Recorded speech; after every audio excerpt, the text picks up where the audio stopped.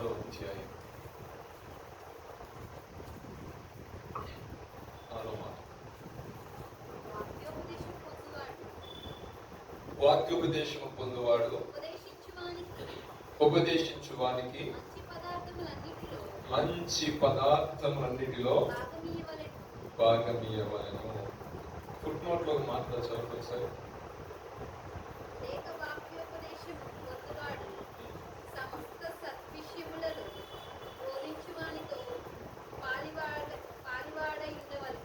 దేవునికి స్తోత్రం. హల్లెలూయా. ఇక్కడ వాక్యోపదేశం చేసేది ఎవరు? వినేవారు ఎవరు? వింటున్న వారు వాక్యోపదేశం చేసేవారికి ఏమిస్తున్నారు? దేవునికి స్తోత్రం. హల్లెలూయా. మీరు విన్నది కరెక్టే. మరలా మీరు చూసినట్లయితే వాక్యోపదేశము పొందువాడు ఉపదేశించువానికి. సాటర్డే ఈవినింగ్ సర్వీస్కి వస్తున్న వారు మరి వాక్యోపదేశం చేసే వారికి ఏమిస్తున్నారు? దేవునికి స్తోత్రం. హల్లెలూయా. అని దాని నుంచి మాట్లాడలేదు, కానీ కింద కొన్ని మాటలు చదువుతాం. అది కూడా ఒక ఇంపార్టెంట్ పాయింట్. మనం ఎక్కడికైనా వెళ్ళి ఏదైనా నేర్చుకుంటామంటే వి షుడ్ పే రైట్. ఖచ్చితంగా మనం పే చేయాలి. కానీ అనారోగ్య హాస్పిటల్ చేస్తారు. దేవునికి స్తోత్రం. హల్లెలూయా. మీరు వినండి, అభివృద్ధి పొందండి, దేవుని ఆశీర్వాదాలు పొందండి. దేవునికి స్తోత్రం. హల్లెలూయా. మీరు గట్టిగా హల్లెలూయా చెప్తే నాకు కొంచెం ఉద్యోగం వస్తుంది. బాగుంటుంది. ఇక్కడ చెప్పాలి సాటర్డే కాబట్టి మేము నిన్నటి దాకా ఫ్రైడే వర్క్ విషయంలో బాగా నిలిపాము. కానీ సాటర్డే వచ్చేసరికి మళ్ళీ ఆయన పాదాలు పట్టుకుని ప్రభా ఈ సన్నిధికి వచ్చారు. వీటిలో వాళ్ళు చక్కగా ఉన్న వర్తమైన నిరాశ నిస్పృహతో తిరిగి వెళ్ళకూడదు ప్రభా. ఒక శ్రేష్టమైన వాక్యం దయచేయి ప్రభా. ప్రభుత్వాలు పట్టుకొని వాక్యం ఇచ్చిన దాన్ని బట్టి తీసుకొని వృద్ధి చేసుకున్నాం. మేము ఎంత ఎనర్జెటిక్ ఉంటాం, మీరు ఇలా డల్గా ఇది బాగలేదు. సో మీరు కొంచెం గట్టిగా సవివరంగా చదివాలి, స్పష్టంగా చదువుకొని మాటలు బాగుంటాయి. ఇంత వాక్యం చదవండి. మోసపోకుడి అని చదవండి. దేవుడు వెక్కిరింపబడడు. మనుష్యుడు ఏమి విత్తునో ఆ పంటనే కోయును. ఏలయనగా తన శరీరేచ్ఛలను బట్టి విత్తువాడు తన శరీరం నుండి క్షయమైన పంట కోయును. ఆత్మను బట్టి విత్తువాడు నిత్య జీవమైన పంట కోయును. మనము మేలు చేయటి యందు విసుగక యుందుము. మనము అలయక మేలు చేస్తేమే గాని తగిన కాలమందు. దేవునికి స్తోత్ర. ప్రార్థన చేస్తూ మహాపరిశుద్ధుడా గొప్ప తండ్రి మీకు స్తుతులు స్తోత్రాలు చెల్లిస్తున్నాం నాయన. ఈ సాయంకాలపు వేళ ప్రభు నా తండ్రి కొన్ని మాత్రం నేను ధ్యానిస్తుండగా పరిశుద్ధాత్మ దేవుడిగా మీకు మధ్య సంచారం చేయండి తండ్రి. అయా కొన్ని నిమిషములు నన్ను మీరు మరుగుపరచండి. అయా నా తన ఆలోచన ఏమి ఇక్కడ పని చేయకుండా కొన్ని నిమిషాలు మీరు మరుగుపరిచి మీదైన శైలిలో మీదైన కోణములో ప్రభా మీరు ఉద్దేశించిన మాటలు నీ మాట వినుటకు వచ్చిన ప్రతి ఒక్కరితో మీరు మాట్లాడండి ప్రభా. అయ్యా మీ అభిషేకంతో ప్రభా నింపండి ప్రభా. అయలగా ఆశ కలిగిన ప్రాణాన్ని తృప్తిపరిచే దేవుడు మీ సన్నిధికి వచ్చి ఉన్నారు ప్రభా. అయా వారి యొక్క ఆశను మీరు తీర్చండి ప్రభా. అయా నిరాశతో వారి స్థలం విడిచి వెళ్లకుండా ప్రభా. అయా సమృద్ధి అయిన ఆహారం నా దేవుడు నాకు తెచ్చిన నాకు కావలసిన వాక్యము నాకు దేవుడు అనుగ్రహించున్నాడని ప్రభా. నిన్ను గణపరిచినట్లుగా ప్రభా నా తండ్రి నీ కార్యం ఇక్కడ జరిగిస్తున్నామని యేసు నామములో అడుగుతున్నాము తండ్రి. ఆమేన్. లేఖన భాగంలో చక్కగా రాస్తున్న మాట అంటే మోసపోకుడి, దేవుడు వెక్కిరింపబడడు. మనుష్యుడు ఏమి విత్తుతాడో ఆ పంటనే కోస్తాడు. ఒకవేళ శరీరానుసారంగా ఏమైనా విత్తాడు అనుకో క్షయమనే పంట కోసుకుంటాడు. ఆత్మానుసారంగా ఏమైనా విత్తాడు అనుకోండి నిత్య జీవం అనే పంట కోసుకుంటాడు. ఇంకా క్లియర్ గా లాస్ట్ వచ్చి ఏం చెప్తున్నాడంటే మేలు చేసే విషయంలో మీరు విసుకొద్దు, అలసిపోవద్దు, ఏమి చేయదు. మీరు సాధ్యమైనంత వరకు మీరు ఏం చెప్పంటున్నాడు అదొక్కడే మన చేతగాను. శత్రువు కూడా ఎలా సాయం చేయాలంటే మన బైబిల్ చెప్తుంది. అవునంటారు కదా, శత్రువును కూడా ప్రేమించమని చెప్పి గ్రంథంగా ఉందని మన బైబిల్. సో ఏ విషయంలో మనం విసుగు చెందొద్దు అంటున్నాడు? మేలు చేసే విషయంలో.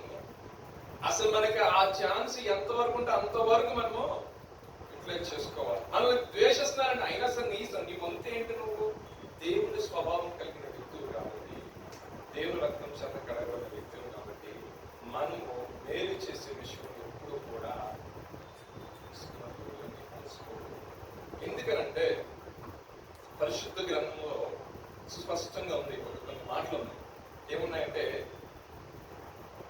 సంవత్సరం కాదు, 2 సంవత్సరాలు కాదు, 14 సంవత్సరాలు కాదు, 20 సంవత్సరాలు మోసపోయాడు వ్యక్తి.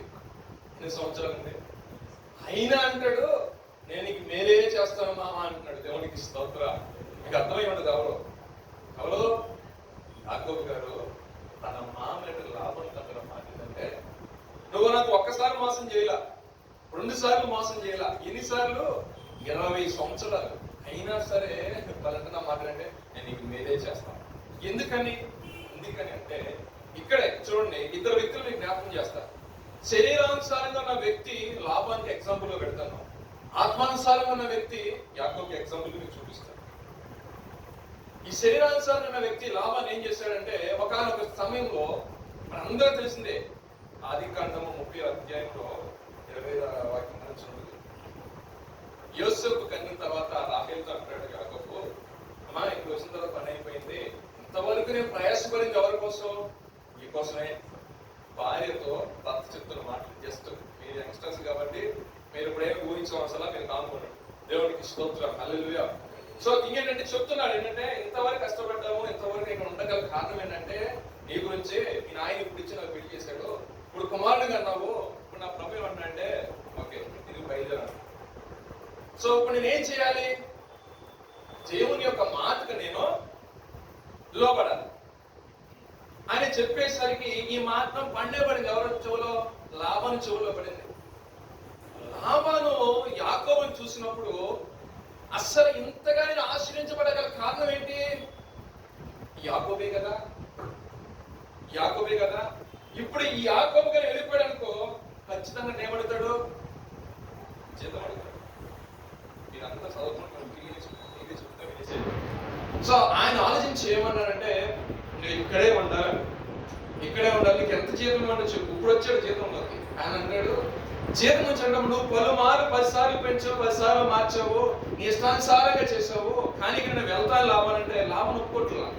నా మాట మందు కొంచెం కటాక్షించి నీకు నీ వల్లనే ఆశ్రయించబడ్డాను కాబట్టి నీకు జీతం ఇవ్వాలనుకుంటున్నాను, నేను పంపడం ఇష్టం లేదని చెప్పి ముందకాలకి ఏం చేస్తున్నాడు? మందకాలు వేస్తున్నాడు. ఆయన అక్కడ దేవుడు ఏం చెప్పాడు? నువ్వు బయలుదేరా అంటున్నాడు. కానీ లాభంలో ఇంతగా అని చెప్పేసి నీకు జీతం ఇస్తున్నసరికి యాకోబు ఆలోచించాడు. సరే ఇవ్వ అనేసరికి మచ్చలు కానీ పొడలు కానీ అన్ని కూడా నేను నీకే ఇస్తున్నాను. ఇప్పుడు దాకా అయిపోయింది అని చెప్పేసరికి ఈయన అనుకున్నాడు, ఓకే మచ్చలు కలివి పొడలు కలివి నాకు ఇస్తాడేమో, సో దాని ద్వారా వచ్చే సంతానం కూడా ఆటోమేటిక్ ఎలా ఉంటుంది? క్షేమయ్యా వస్తాయి అనుకున్నాడు యాకోబు. సో లాభం ట్రిక్ ఏం ప్లే చేస్తుంది అక్కడ?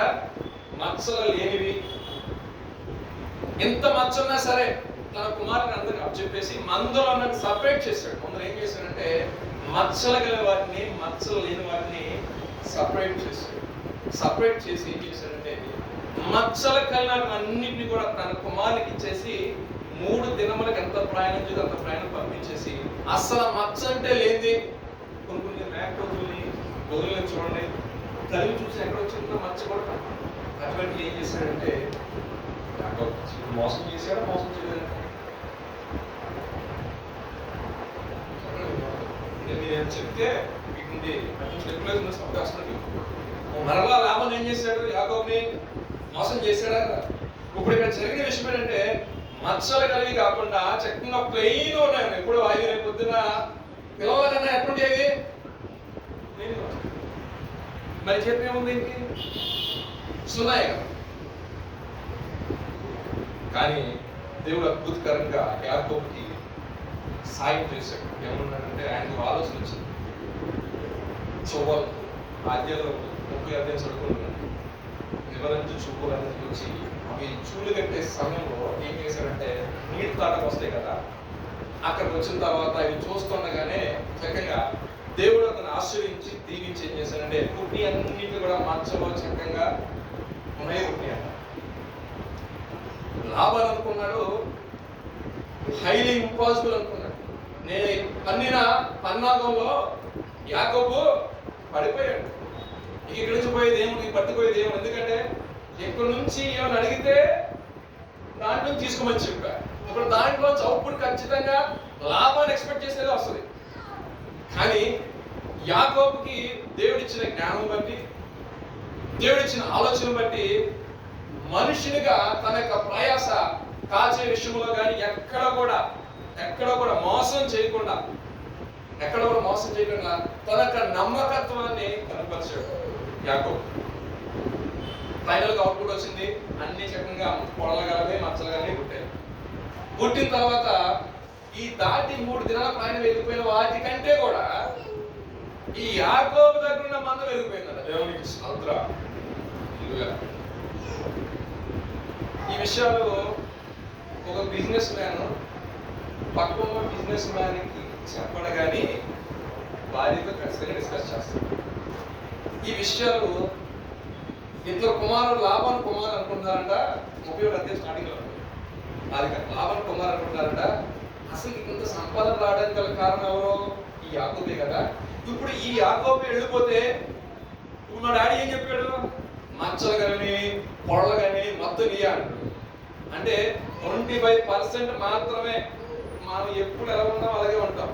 ఈ 75% ఎవరు ఎత్తుకుపోతాడు? ఇప్పుడు మళ్ళీ యాకోబు తీసుకొని పోతాడు అని అనుకున్న మాట యాకోబు యొక్క చెవులో పడిందంట. చెవులో పడేసరికి మనసులో పెట్టుకున్నాడు కానీ దాని గురించి ఎక్కడ చర్చించాల. తెల్లారి లాభం గారి మొహం చూశాడు. ఈగ వారికి ఉన్నంత ఏమంటారు దాన్ని సార్ చూసినప్పుడు చాలా ఫ్రీగా మాట్లాడుతూ ఉంటారు కదా, ఆ విధానం లేదు. ఏదో ఇటు చూసి ఇటు మాట్లాడుతున్నాడే కానీ ఇటు మాట్లాడుతున్నాడే కానీ ముక్కుసూటిగా మాట్లాడట్లా. మనిషి స్ట్రైట్ ఫార్వర్డ్గా వెళ్ళాడు. పక్క ఇటు మాట్లాడుతున్నాడు. ఎందుకని ఆయనలో ఒక ఆలోచన వచ్చి ఈ సంపాదన నేను ఏదో చేసి ట్రాప్ చేసి నేను ఏదో ఒక రకంగా చూస్తాం అనుకున్నాను కానీ ఇంటి మొత్తం మారిపోతుంది. అప్పుడు అంటాడు ఆయన. మొత్తం గమనించిన యాకోబు తన పొలంలో ఉండగానే తన భార్యకి కవరపడించుకుంది. ఎవరికి? రాహేలు కోసమే కానీ కష్టపడుతున్నాను. ఫస్ట్ రాహేలుకి తర్వాత పిలిచి అప్పుడు చెప్తున్న మాట అప్పుడు రివీల్ చేశాడు ఒక వాడు. ఏంటంటే మీ నాయన నేను 14 సంవత్సరాలు నీకు పొదుపు చేశాను. 14 సంవత్సరాలు నన్ను చాలా టికెట్గా చూశాడు. అలా 6 సంవత్సరాలు నీ కోసం మళ్ళీ పొదుపు చేశాను. అక్కడ కూడా నా జీతాన్ని పలుమార్లు మార్చాడు కానీ నా విషయం న్యాయంగా ప్రవర్తించలేదు. కానీ నా కష్టాన్ని నా ప్రయాసని నేను ఎంత నమ్మకత్వాన్ని నేను కనబర్చానో నా దేవుడు చూశాడు. దేవుడికి స్తోత్రం. హల్లెలూయా. దేవుడు చూశానంట. మాట చదువు చూడు.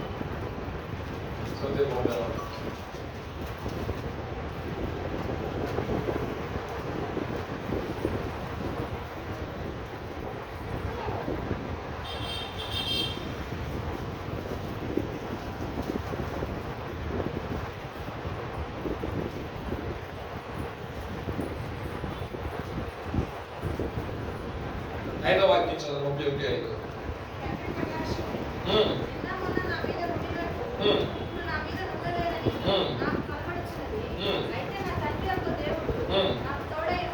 ఉన్నాడు.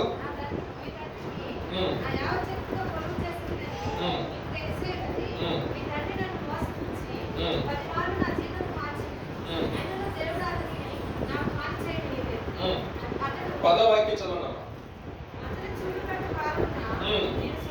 నేను స్వప్నమందు కన్నులెత్తి చూడగా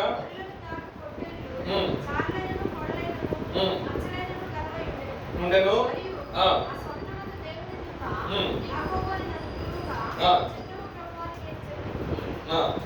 చాలండి, చాలు. అంటే ఇక్కడ చూడండి, మనుష్యుడు మోసం చేశాడు కానీ యాకోబు ఎవరిని ఆశ్రయించాడండి? దేవుని ఆశ్రయించాడు. తన భక్తి విషయంలో కావచ్చు, దేవుని మీద ఆధారపడే విషయంలో కావచ్చు, అన్ని విషయాల్లో తన యొక్క నమ్మకత్వాన్ని నేను చేసే ప్రయాస కానీ నేను చేసే కష్టం కానీ ఎవరు చూస్తారని నమ్మాడండి? దేవుడు. ఆ మాట 37 వాక్యం చదవండి ఒకసారి. నా తండ్రి దేవుడు, అబ్రహాము దేవుడు, ఇస్సాకు భయపడిన దేవుడు నాకు తోడై నిశ్చయంగా నీవు నన్ను వట్టి చేతులతోనే పంపివేసిండు. దేవుడు నా ప్రయాసను నా చేతుల కష్టమును చూచి పోయిన రాకు చేయని గతించినని నేను నాకు దేవుడు ప్రయాసని పడిన ప్రయాస నా కష్టము ఎవరు చూశారంటే నేను చెప్తాను. మనం పడే ప్రయాస కానీ మన కష్టం కానీ ఎవరు చూడాలి? దేవుడు చూడాలి. దేవుడు ఒక వ్యక్తి యొక్క ప్రయాసని, కష్టాన్ని చూడాలి అంటే ఆ వ్యక్తికి ఏముండాలంటే విశ్వాసం అనేది ఉండాలి. ఇంకోటి ఏంటంటే విధేయత అనేది ఉండాలి. విశ్వాసము విధేయత ఉన్నప్పుడు మాత్రమే నీకు ఆశీర్వాదం అనేది వస్తుంది, దీవెన అనేది వస్తుంది. విశ్వాసం ఎప్పుడు కలిగిద్దండి? ఆయన ఏం చేశాడంటే మనుషునిగా తన యొక్క విశ్వాసం ఎలా కనపరిచాడంటే ఆ చువ్వలను తీసుకుని వచ్చేసి ఆ నీటిలో పడేశాడంతే. విశ్వాసంతో దేవుడే కార్యం చేయాలి. ఎందుకంటే దేవుడు తన దర్శనం చెప్పాడు, నేను ఖచ్చితంగా నీకు ఇస్తాను, పొడలగలవి మచ్చగలవి పడతాయని చెప్పాడు. కానీ తన ఫెయిత్ అనేది బిల్డప్ అవ్వాలి కాబట్టి తన యొక్క జీవితంలో తీసుకుని వెళ్ళి అలా వేసాడు. కానీ దాని ద్వారా అక్కడ ఏం జరగల. దేని వల్ల జరిగింది? మనిషిని యొక్క ప్రయాసం వల్ల ఐశ్వర్యం కలగదండి. దేవుని యొక్క ఆశీర్వాదము, దేవుని యొక్క కనుదృష్టి, దేవుని యొక్క అమూల్యమైన దృష్టి ఆ వ్యక్తి మీద ఉంది కాబట్టి యాకోబు యొక్క జీవితం ఏ విధంగా నడుస్తుంది, ఎన్నిసార్లు మోసగించబడుతున్నాడు, తన యొక్క యథార్థత మీద దేవుడు కనిపిస్తుంది కాబట్టి తన ప్రయాసం మొత్తాన్ని చూసిన దేవుడు ఇతన్ని ఎట్టి పరిస్థితులైనా సరే వట్టి చేతి ఇతను పంపకూడదని దేవుడు నిర్ణయించుకున్నాడు. దేవుడికి స్తోత్రం. హల్లెలూయా. హైదరాబాద్ పట్టణం వచ్చిన మీరు ఎలా వచ్చారు నాకేం తెలియదు, కానీ దేవుడు ఆశపడేది ఏంటంటే మిమ్మల్ని వట్టి చేతితో పంపకూడదు అనేదే దేవుడు ఆశ. దేవుడికి స్తోత్రం. హల్లెలూయా. అయితే ఇక్కడ మనం చేయాల్సింది ఏంటంటే హార్డ్ వర్క్. యాకోబు తన యొక్క జీవిత దినాల్లో సమయాన్ని ఎక్కడ వేస్ట్ చేసుకోలేదండి, ఎక్కడ వేస్ట్ చేసుకోవాలి. తాను ఎందుకు వచ్చాడో ఆ గురి మీద ఉంది మైండ్ మొత్తం. వచ్చింది దేనికోసము? రీజన్ ఏదైనా కావచ్చు, కానీ ఫోకస్ అనేది బట్టి మారింది. ఏమన్నా ఫోకస్ మారలా. పలుమార్లు మోసపోయినప్పటికీ కూడా మేలు చేసే విషయంలో విసుకుపోలేదు ఆయన. మేలు చేసే విషయంలో తెలుసు మోసం చేస్తానని తెలుసు, ఏమి ఇవ్వడని తెలుసు, మామూలుడు కాదని తెలుసు, కంత్రియుడని తెలుసు మాట్లాడు, అయినా సరే మేలు చేసే విషయం. ఎందుకంటే మేలు చేసే విధానం చూసే దేవుడు మన దేవుడు. నలిగిన వారిని, అదే విధంగా ఎవరైతే ఇబ్బంది పడుతున్నారో, ఎవరైతే సమస్యలు పోతున్నారో, ఎవరైతే శక్తిహీనులు అయిపోతున్నారో, ఎవరైతే బలహీనలు అయిపోతున్నారో వారిని దృష్టించే దేవుడు మన దేవుడు. దేవుడికి స్తోత్రం. హల్లెలూయా. చాలా మంది చాలా సార్లు మోసం చేశారండి, చాలా సార్లు ఇబ్బంది పెట్టారండి, పెట్టారు. నువ్వు అనుకోవచ్చు మనుషులు చేస్తాను, కానీ నీ పక్షాన్ని నువ్వు ప్రార్థన చేస్తున్నప్పుడు నీకు అన్నిటి చూసి దేవుడు మౌనంగా ఉన్నాడు కదా అంటారు కదా. నేను చెప్పే పాయింట్ అదే. ఏ విషయం అంటే ఏమంటారంటే నువ్వు ఏదైతే కష్టం చేస్తావో 100% అక్కడి నుంచి ప్రతిఫలం ఇచ్చే దేవుడు నీ దేవుడు. సో నువ్వు కష్టపడే విషయంలో వేయకూడదు, కాంప్రమైజ్ అవ్వకూడదు. ఇంకోటి కూడా చెప్తున్నా చూడండి. ఇక్కడ ఒక పాయింట్ అబ్జర్వ్ చేయండి. యాకోబు కావాలనుకుంటే అడ్డదాన్ని తొక్కలేడా? బామర్దుల్ని కాంప్రమైజ్ చేయలేడా? ఆ మందుని ఈ మందుని కలిపేసి ఏదో కూడా గలివిడి చేయలేడా? షార్ట్ కట్ మెథడ్ ఉపయోగించి ఏదో కూడా చేయలేడా ఈ మోసగాడంటే యాకోబు? చెప్పండి. సో ఆ ట్రాక్ ఎంచుకోలేదు. ఎంచుకున్న ట్రాక్ ఏంటంటే యథార్థత. యథార్థతను చూసి ఆశ్రయించే దేవుడు నా దేవుడు. నా దేవుడు ఎప్పుడైతే ఈ యొక్క లాభాన్ని పనిన బలంలో నేను అధైర్యపడుతున్న సమయంలో నేను అనుకుంటున్నా నా మనసు. సో ఈయనకి కొంచెం అధైర్యం పుట్టున్నది. ఏమండి అసలు అక్కడ అవుట్పుట్ రాదు. అక్కడ ఆ సిచ్యువేషన్ ఉన్న వ్యక్తి నీకు ఇదే జీతం అంటే అతని మనసు నిజంగా ఏమైపోయాడు చెప్పండి. సార్ అప్పుడు వరకు అంటే ఒక సింగిల్ పర్సన్ ఉంటే ఓకే అంటారు కదా, వాడికి ఏమన్నా కాడే బాగుంది వాడికి ఎందుకు అంటారు మన సైడ్. కానీ ఇక్కడ ఏముంది? భార్య అన్నారు, భార్యలు ఉన్నారు, పిల్లలు ఉన్నారు. ఇప్పుడు వచ్చి నీ జీతం ఇదంటే మనకి నేనేం చేయాలి? సో మనకు కొన్ని సిచ్యువేషన్ ఎలా ఉంటాయి అంటే అక్కడ అవుట్పుట్ అనేది మనకు తెలుసు 100% రాదు అని, కానీ అక్కడ కృంగిపోతూ ఉంటాం. కానీ ఆ కృంగిన వేళలోనే లేవనెత్తేవారు మన దేవుడికి స్తోత్రం. నేను అనుకుంటున్నాను యాకోబు తను చూసుకోలేదు, యాకోబు తన కుటుంబాన్ని చూసుకున్నాడేమో. అయ్యా నేను ఎవరికంటే ఒంటరిగా ఉన్నాను, కానీ ఇక్కడ కుటుంబం ఉంది కదా, మనకు నా పరిస్థితి అక్కడ వచ్చి జీతం లేకపోతే ఎలా బతకాలి అని చాలా వచ్చి రైట్. సో దేవుడు తన యొక్క యథార్థ జీవితం చూసాడు, దేవుడు తన యొక్క మేలు చేసే విధానం చూసాడు. దేవుడు తనను మోసగిస్తున్నప్పుడు కూడా సహిస్తూ ఇంకనప్పటికీ అంటున్నాడు అయినా సరే నేను నమ్మకంగానే చేస్తా అన్నాడు. నమ్మకంగా చేస్తాను. ఈ లాభానికి లోపల ఎక్కడో డౌట్ ఉంది కాబట్టి 3 దినాల ప్రయాణం అంటే 72 hours వెళ్ళిపోయిన తర్వాత దేవుడు చేసే అద్భుతం ఏమంటుందంటే ఎక్కడైతే ఇంపాసిబుల్ అంటారో ఆ పాసిబిలిటీ ఉందంటే దేవుడికి స్తోత్రం. హల్లెలూయా. అక్కడ దేవుడు మనలో చూసి ఏం చెప్పంటారా? యథార్థత. యథార్థత. ఆ యథార్థత అనేది నీలో ఎప్పుడు వస్తుందంటే వినుట వల్ల విశ్వాసం కలిగి కదా, ఆ విశ్వాసం నీకు రావాలి.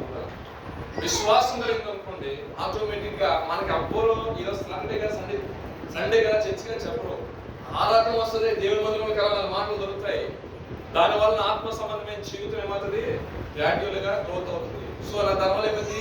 ఫెయిత్ నాలో బిల్డప్ అవుతుంది.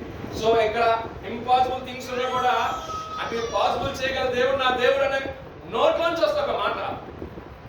సో దేవుడు ఇతను ఏం చేశారంటే ఆధారపడుతున్న వ్యక్తికి దేవుడు వెంటనే ఒక దర్శనం చూపించాడు.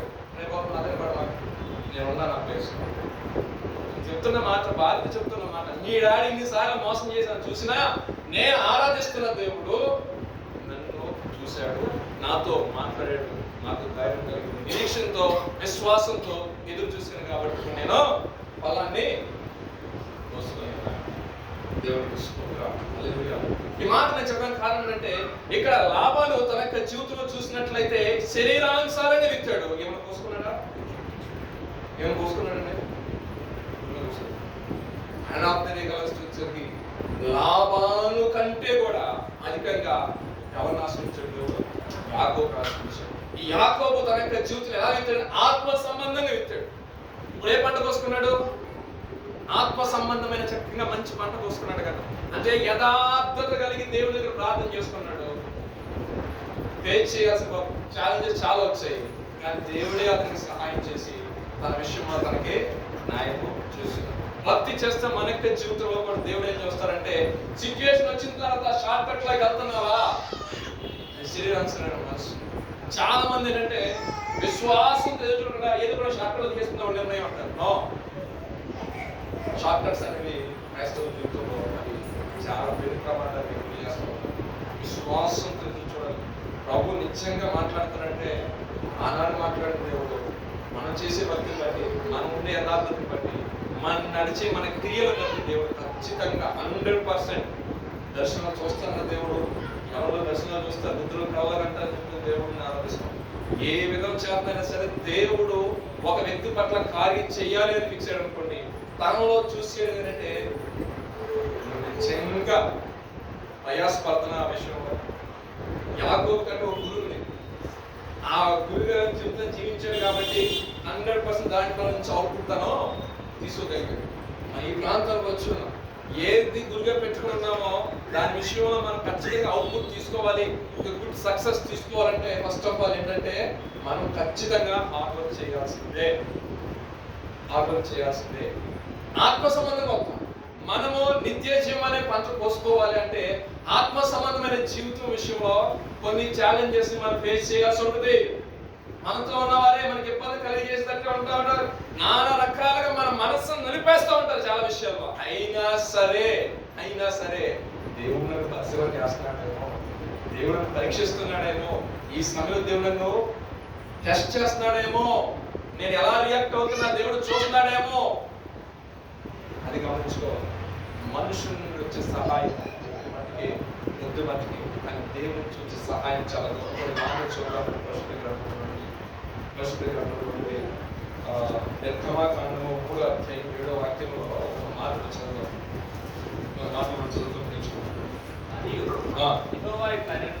నేను ఐగుప్తులను నా ప్రజల బాధను నిశ్చయముగా చూచితిని. పనులలో తమను కష్టపెట్టి వారిని బట్టి వారు పెట్టిన మరణ వింటిని, వారి దుఃఖములు నాకు తెలియన్నవి. చూడండి, పనుల్లో వచ్చే కష్టం గురించి మాట్లాడుతున్నాడు ఆయన. వారి యొక్క దుఃఖం గురించి కూడా. ఐగుప్తు జనాంగం అంటే మనం వెళ్తున్న సిచ్యుయేషన్స్ ఏదైనా కావచ్చు, ఇది అనేది కాదు, కానీ ఇది అనే ప్లేస్ మీరు ఏదైనా పెట్టుకోండి, మీరు ఏ ప్రాబ్లం ఉందో నాకేం తెలియదు, రైట్? సో జీవం గల దేవునికి సమస్తం తెలుసు కాబట్టి మీరు పెడుతున్న కన్నీరే కావచ్చు, మీరు పెడుతున్న మరే కావచ్చు, దేవుని యొక్క సింహాసనం కనిపిద్దండి. దేవుడు అన్యాయస్తున్న దేవుడు కాదు. ఆ బలి ఇంత తల చిన్నప్పుడు లేకుండా టీవీ మా చిన్నప్పుడు బాగా టీవీ ఉన్నాడు కూర్చున్నాడు. ఇక్కడ భక్తులు మా పెట్టినంత ఉంటాడు, మధు భక్తుడు తల కొట్టుకుని తల బద్దలెక్కి రక్తం వచ్చిన తర్వాత అప్పుడు వస్తాడు.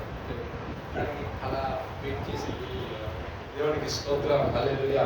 మన దేవుడు ఏంటంటే హృదయ అంతరంగంలో ఉన్న బాధ వేదన ఎరిగిన వాడు దేవుడు.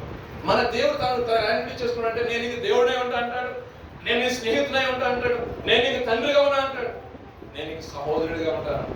నువ్వు ఎలా అడాప్ట్ చేసుకుంటే ఆయన నీ పక్షాన నిలబడి నీ పట్ల కార్యం జరిగిస్తాడు. దేవునికి స్తోత్రం. నేను అంటాను, మీరు అనండి ప్రభా, నువ్వు నాకు ఒక మంచి తండ్రిగా ఉన్నాడు, మంచి స్నేహితులను గైడ్ చేయ ప్రభా. నువ్వు పూర్ణ మనస్థాయి మీద ఆధారపడి నువ్వు మొరపెడుతున్నప్పుడు నువ్వు ఏ విషయంలో అయితే నువ్వు సఫర్ అవుతున్నా ఆ విషయాన్ని నువ్వు కొండ పగలబెట్టినట్టు, ప్రభా ఇది నా పరిస్థితి, నా బ్రతికిది, నా జీవితం ఇది, ఇదిగో నాలో అయితే వాస్తవంగా యథార్థత లేదు, కానీ నేను నీవు చెప్పిన మాటను బట్టి యథార్థ ప్రయత్నం చేస్తాను పడిపోతాను, కానీ నీ సహాయం నాకు ఉంటే నేను ఆ పాపాన్ని జయించి యథార్థవంతుడు నిర్మమాటైన ప్రభు దాన్ని జయించి శక్తిని ఇస్తాడు. నువ్వు ఏ విషయంలో సఫలం అవుతున్నా ఆ విషయం దేవుని పైకి లాక్కొస్తాడు. దేవునికి స్తోత్రం, హల్లెలూయా. ఇశ్రాయేలు ప్రజలు ఏడ్చారండి కష్టాన్ని బట్టి, వాళ్ళు పెడుతున్న ఎందుకంటే వారి మీద దేవునికి ఆశీర్వాదం ఉంది, వారి మీద దేవుని యొక్క దీవెన ఉంది. కాకపోతే విషయం ఏంటంటే వీళ్ళ అభివృద్ధి రాపాలనే దుష్టుడు అన్నాను, కానీ వారు మిక్కిలి ప్రయాసపడి కన్నీరు కాల్చిందని బట్టి దేవుడు తలనిపోయి వారి విషయంలో వారికి సహాయం చేయడానికి ఒకరిని దేవుడు ఈ దినాన్ని నీ విషయంలో నీకు సహాయం చేయడానికి నా ప్రభు ఒకరిని లేపడా లేపుతున్నాడు. దేవుని స్తోత్రం, హల్లెలూయా. మీరు ఏ విధంగా ప్రయాసపడుతున్నారో, ఏ విధంగా కన్నీరు కాస్తున్నారో ఆ దేవుడు చూస్తాను. నేను ఒక మాట చెప్తాను. మనము మన పేరెంట్స్ దగ్గర, మన తండ్రి దగ్గర యథార్థంగా కరెక్ట్ గా ఉంటే మనకి ఇచ్చే విషయంలో తండ్రి ఏమో జాప్యం చేస్తారా? అన్నిటికీ వాసులైంది కదా. అలా కాకుండా ఆ మాట వినకుండా నా ఇష్టానుసారం ఉంటాను, నా ఓన్ డిసిషన్ ప్రకారం వెళ్తానంటే ఇస్తారా తండ్రి ఏమైనా? మనకి మనుషులుగా మనకి ఎంత జ్ఞానం ఇచ్చి దేవుడిగా మాట్లాడుతుంటే దేవుడు కొన్ని కృపావరాలను కొన్ని దాచిపెట్టాడు, కొన్ని ఆశీర్వాదాలను దాచిపెట్టాడు, నీ ద్వారా కొన్ని ఆత్మ రక్షించాలో ప్రణాళిక దేవుని యొక్క ప్రణాళికలో నువ్వు నేను వారి భేద ప్రతి ఒక్కరు కూడా ఏర్పాటు చేయబడిన వారి దేవునికి స్తోత్రం.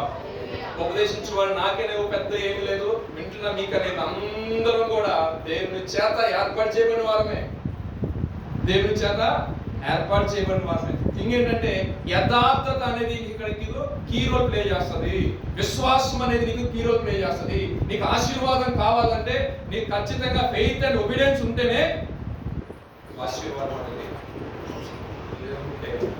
ఎక్కడేసి జీవితాలంటే సో విశ్వాసం మనకి చూడండి, చాలా ఇబ్బంది పడ్డారు ఇశ్రాయేలు ప్రజలు. వారికి జీవితం దేవుడు వారికి సహాయం చేస్తుంది.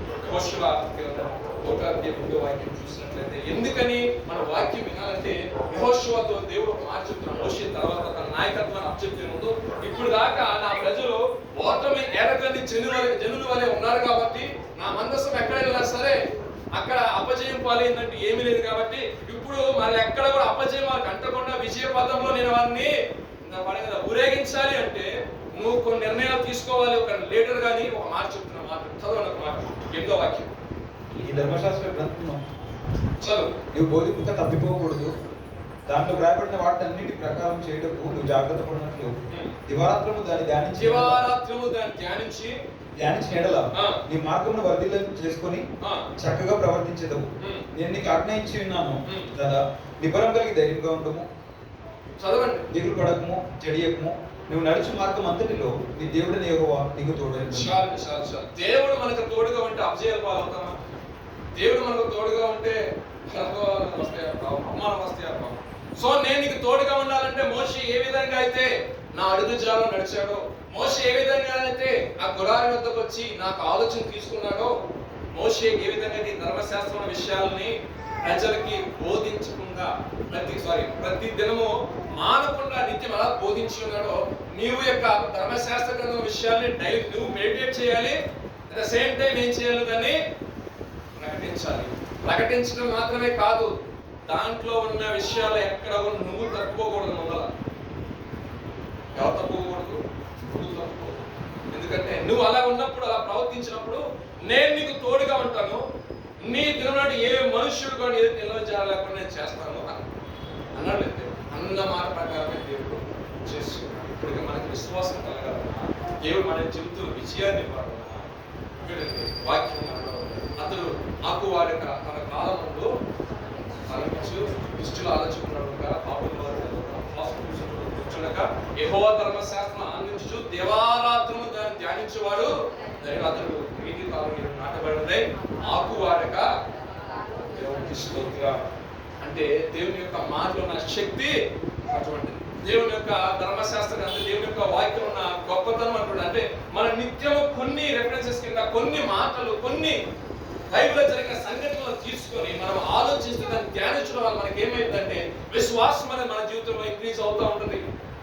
ఫాస్టింగ్ ప్రేయర్స్కి వస్తూ ఉంటారు, మనకి ఒక ఆలోచన వస్తుంది, ఏదైనా సబ్జెక్ట్ వచ్చినా ఫాస్టింగ్ ప్రేయర్స్ నుంచి మనకు వాక్యం టచ్ అవుతూ ఉంటుంది, కొన్ని ఉపవాస దినాల గురించి టచ్ అవుతారు, కొన్ని వ్రతకాల గురించి టచ్ అవుతూ ఉంటారు, కొన్ని సబ్జెక్టులు అట్ల మీద మనం కొంచెం డీప్ గా కొన్ని ఫోకస్ చేసి ఎలా దేవుడిని ఆశ్రయించే ఇటువంటి సిచ్యువేషన్ దేవుడు ఎలా సహాయం చేసినా ఆలోచించినట్లయితే మనకు ఒక ఆలోచన దేవుడు కలిగేసి ఈ రకంగా 100% ఆ ప్రయత్నం దేవుడికి సహాయం చేస్తాడు. దేవుడికి స్తోత్రం. రాత్రంతా ప్రయాసపడ్డారంటే ఎవరో ఎదురుగా వల్ల వేసారు, రాత్రంతా ఆల్రెడీ రాత్రంతా కూడా ప్రయాసపడ్డారంట. ఆయన యేసుప్రభు మాట తెలుసా, రాత్రంతా నేను ప్రయాసపడ్డా ఒక సంవత్సరం రాత్రంతా నేను ప్రయాసపడ్డాను అయ్యా.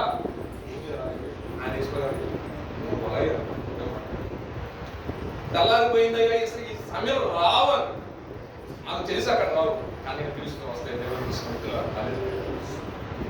సర్వ సృష్టికర్త ఆయన పిలిస్తే రాని ఉండదండి.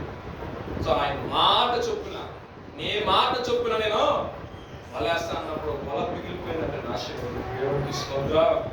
హల్లెలూయా. నేను అంటాను, దేవుడు మాట వింటే, దేవుని యొక్క మాటగా మనం లోపడితే మన యొక్క జీవితంలో ఆశీర్వాదం అనేది కోకులగా ఉంటుంది. దేవుని యొక్క మాటగా లోపడటం అంటే ఏమి లేదండి, ఆ యొక్క మాట మనకి ఎక్కడ దొరుకుతుంది, ఉన్నది ఉన్నట్టుగా మనం ప్రకటించేది ఎక్కడ దొరుకుతుంది, మనల్ని సరిచేయగల మాటలు ఎక్కడ దొరుకుతున్నాయి.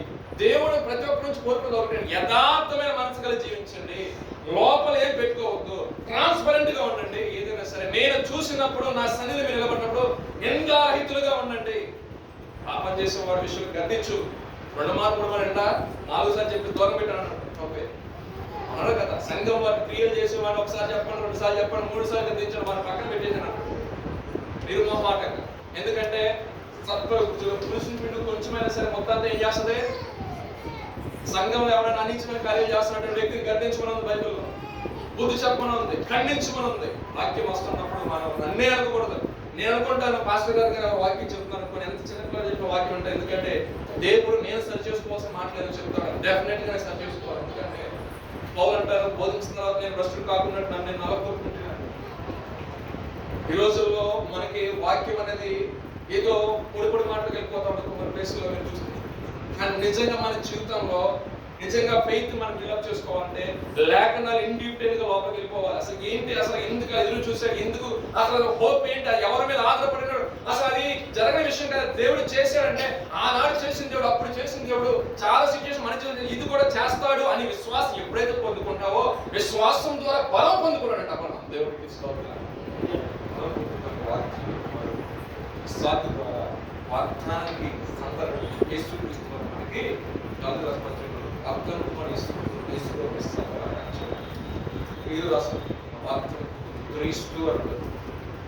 క్రీస్తు కొరకు అనాది సంకల్పం ఇస్తాడు. నీ గురించి నా గురించి దేవుడు అనాది సంకల్పం ఉంది. కాబట్టి మనం అనేది వ్యక్తిగత జీవితంలో ప్రభు కొరకు, ప్రభు మాటల కొరకు ఎదురు చూసినట్లయితే దేవుడు మనం ఏం చేస్తాడు, ఆ విషయంలో నీ యొక్క యథార్థత, నీ యొక్క ఆసక్తిని చూసి ఆశ్రయించింది. ఇప్పుడు మాటలు చదువు ద్వితీయ దేశాన్ని ఇంకా చేయండి ఒకసారి 18వ వాక్యం.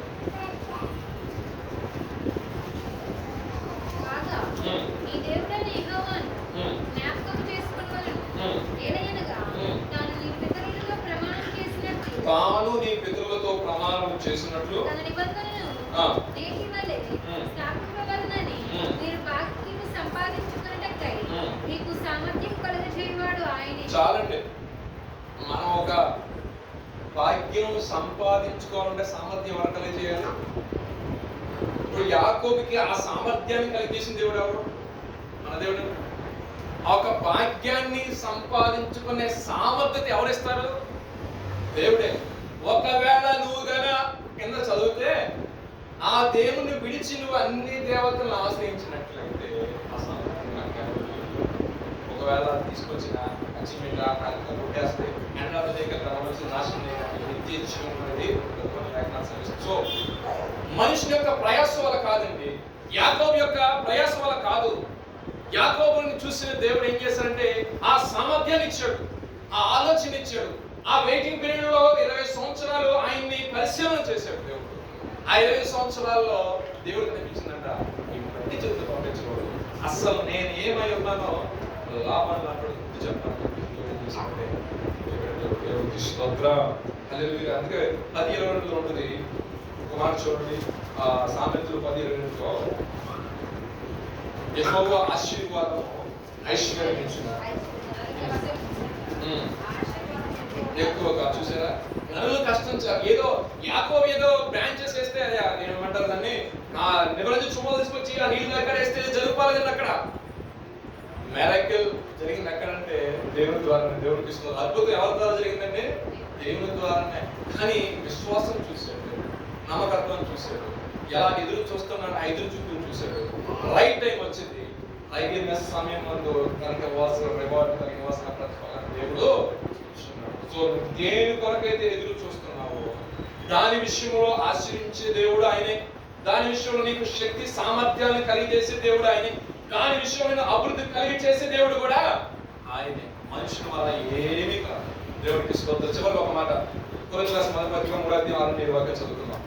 పౌలు గారు మాట్లాడుతున్నారు, మాట్లాడుతూ ముగించుకుంటాం. 3:6 వాక్యాలు. నేను నాటితిని వృద్ధి కలిగి చేసేది ఎవరండి? మనుషుడా, పాస్టర్ గారా, పాస్టర్ గారా, ఎవరన్నా ఇంకా మాస్టర్ ఎవరు కాదు. వృద్ధి కలిగి చేసేది ఎవరండి? గట్టి చెప్పండి. దేవుడే. మన జీవితాల్లో మనకి అభివృద్ధి కలిగేసేవాడు మన పాస్టర్ గారి. నాకు ఎప్పుడు రింగ్ అయ్యే ఒక మాట చూడండి, రింగ్ అవుతాం. ప్రకటించే బాధ్యత మనది, కార్యం జరిగించే పరిశుద్ధాత్మ దేవునికి స్తోత్రం. ఎందుకంటే చెప్పాలని మేము చెప్తాము, దాన్ని మీ మనస్సులో బలంగా నాటేది పరిశుద్ధాత్ముడే. దాని ద్వారా దాన్ని ఫలింప చేసి విశ్వాసాన్ని ఎక్కించడం పరిశుద్ధాత్ముడే. వాటి ఏంటంటే దేవుడు మమ్మల్ని ఒక సాధనముగా మీరు తెచ్చిపెట్టుకొని మీకంటే గొప్ప వరకు కాదు కానీ ఒక సాధనంగా మమ్మల్ని వాడుతున్నాడు. మాటలు మీకు తెలియజేస్తున్నాం. హల్లెలూయా.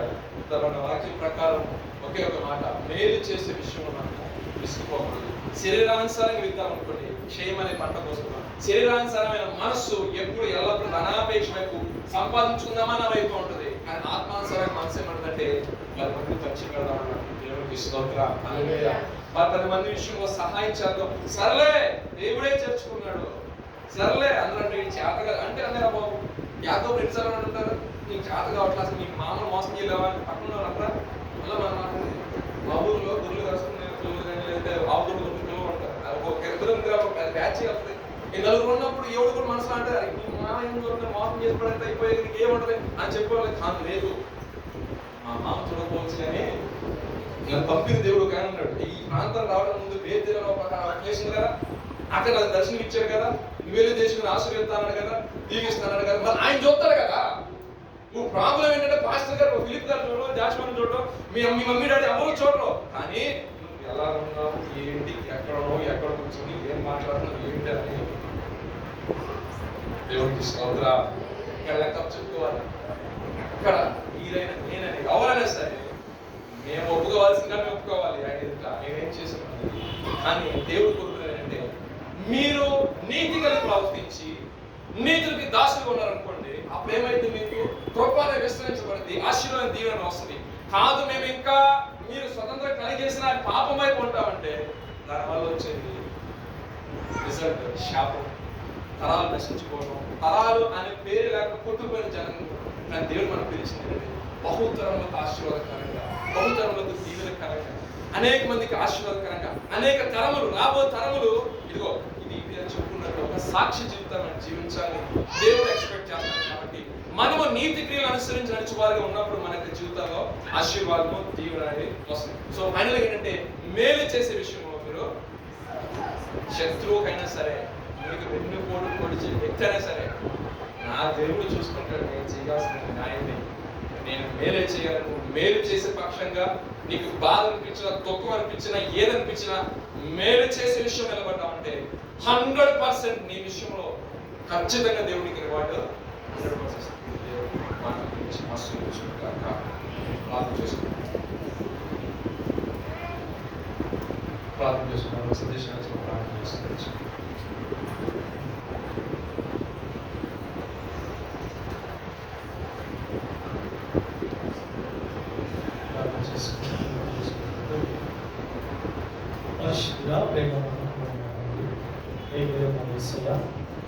వందనాలు, స్తుతి, స్తోత్రము, ఈ యొక్క సమయంలో సేవకుల ద్వారా మాతో మాట్లాడిన ప్రతి మాటను బట్టి కృతజ్ఞతాస్తుతులు చెల్లిస్తున్నాం. ఒక కావలసిన ఆహారాన్ని పెట్టారు. మనుషులు ఏమైతే విత్తుతారో దాన్నే కోస్తారో అన్నట్టుగా దేవా, ఇదిగోనైనా మేము ఏమి విత్తాలో ఏమి కొయ్యాలో ఆ హృదయాలు మీరు తట్టిన విధానం బట్టి నీకు స్తోత్రాలు. లాభాను దేవా, ఇదిగోనైనా యేసయ్యా, మన స్వార్థ ప్రకారం ఏ రకంగా నడిచాడో దానివల్ల ఏ ఉపయోగం లేదు నాయన యేసయ్యా. ఇదిగో యాకోబు బేతెలు దగ్గర నీకు సమర్పించిన ఆ మాట ప్రకారం యథార్థతలోను నీతి కలిగి బ్రతికాడు ప్రభువా. వాగ్దాన భూమిని పొందుకున్న రీతిగా నీ ఆత్మలో నీ బిడ్డ నాయన యేసయ్య ఏ రకంగా నీతి కలిగి బ్రతికాడో, ఏ రకంగా నేను ఈ మాట ప్రకారము బ్రతికాడో మా జీవితాలు నీతి కలిగి బ్రతకాలి దేవా. అయ్యానైనా ఇగో మంచిని విత్తాలి, అయ్యానైనా మంచిని కోసే బిడ్డలుగా మేము ఉండాలి. వాక్యానుసారంగా బ్రతికే బిడ్డలుగా మేము ఎదిగే కృపను మాకు దయచేయండి. జీవం కలిగిన మా తండ్రి నీకు స్తోత్రాలు. దేవాదిగా మీరు నిలబెట్టుకున్న సేవకుని బలపరిచి ఆదరించండి. యవన బిడ్డలుగా మేము ప్రయాణం చేస్తున్నాం. యవన బిడ్డలుగా మేము తండ్రి మా ఆత్మీయ జీవితాన్ని మీరు కట్టమని వేడుకునిచ్చున్నాం అయ్యా. దేవా, నీ వాక్యములో మేము బలపడాలి, ప్రార్థనలో మేము బలపడాలి. నీ చిత్త ప్రకారము మమ్మల్ని చూసి అనేక బిడ్డలు దేవా నీకు సాక్షిగా నిలబడే కృప అనుగ్రహించమని ప్రత్యేకంగా ప్రార్థిస్తున్నాం. మా సంఘాన్ని బలపరచండి, సేవకులను బలపరచండి. వృద్ధాపంలో తల్లిగా ఎదుగున్న వృద్ధాపంలో ప్రతి బిడ్డలు మీరు జ్ఞాపకం చేసుకోండి. యవన బిడ్డలు మీరు బలపరచండి. వాక్యంలో మేము అయ్యానైనా అదిగో మంచి విత్తనాలు వేసే కృపను మాకు దయచేయండి. నైనా నీరు పోస్తూ ఉండగా నీ ఆత్మలో మేము తడపబడాలి. నీ వాక్యంలో మేము నిత్యము తడపబడుతుంది ఆయన. అయ్యానైనా చెట్టు వలె అనేక బిడ్డలకు దీవెనకరంగా మేము ఉండాలి తండ్రి. నీ కృపను బలపరిచి ఆదరించి ధైర్యపరచమని, ఈ సంఘాన్ని బలపరిచి అనేక బిడ్డలకు దీవెనకరంగా మీరు మార్చమని ప్రత్యేకంగా ప్రార్థిస్తున్నామయ్యా. ఆశ కలిగిన ప్రాణాన్ని తృప్తిపరిచే దేవుడకు బిడ్డలకు మంచి ఆరోగ్యాన్ని, బలాన్ని, శక్తిని, కాపుదలు మీరు దయచేయండి. జరుగుతున్న ఆరాధనలో, ప్రార్థనలో మీరు తోడైనండి. ఇదిగోనైనా సిద్ధపడుతున్న బిడ్డలు ఏదైతే ఇదిగోనైనా విత్తాలని, ఇదిగో నీలో ఫలించాలని ఆశపడుతున్న బిడ్డలు మీరు దీవించి ఆశీర్వించి బలపరచమని ప్రత్యేకంగా ప్రార్థిస్తున్నాం. ఉపవాస ప్రార్థన జరగబోతూ ఉండగా అయ్యా ముందుగానే మీరు ముందుగా నడిపించండి దేవ. బాప్తిస కార్యక్రమాల నిమిత్తం సిద్ధపడుతూ ఉండగా ఉజ్జీవము కలిగి అనేక బిడ్డలు దేవ మారు మనసు పొంది నీలో కడగబడే కృపను దయచేయమని నీకే స్తుతి, నీకే మహిమ, ఘనత, ప్రభావం చెల్లించుకుంటూ దేవా నీకే అయ్యానైనా ఇదిగో నేను ఆరాధిస్తూ స్తుతిస్తూ నాయనా మేము ప్రయాణం చేసే కృప దయచేయమని వేడుకుంటూ నీకే మహిమ, ఘనత, ప్రభావం చెల్లించుకుంటూ నా ప్రియుడు రక్షకుడైన ప్రభు యేసు నామములో ఈ చిన్న ప్రార్థన సమర్పించడానికి వేడుకుంటుంది నామ తండ్రి. ఆమేన్. ప్రభు యేసు రక్తమే జయం, ప్రభు శిలువ రక్తమే జయం, ప్రభు యేసు రక్తం సంపూర్ణమే జయం. ఆది ప్రార్థన ఆశీర్వదించు.